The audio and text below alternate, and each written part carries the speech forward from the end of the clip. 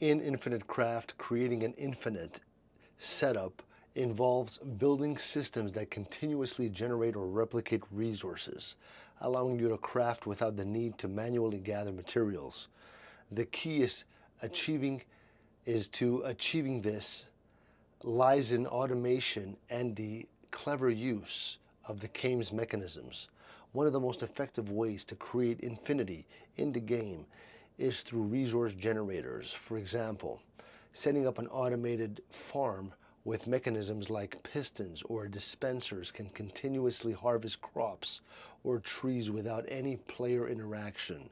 By using redstone or other automation tools, you can make systems that plant, grow, and collect resources such as food, water, or other materials on their own.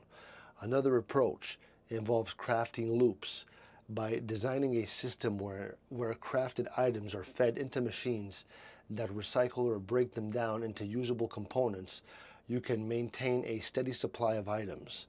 This can be done with crafting stations linked to storage and dispensers, creating a loop where materials are automatically crafted and replenished. For more advanced setups, players can use renewable energy sources like water, lava, to power machines. These natural resources generate over time, enabling the machinery to keep running indefinitely. Though these creative methods, Through these creative methods, you can essentially create infinite systems that keep providing resources, making crafting processes more efficient and self-sustaining. Let me know if this helped.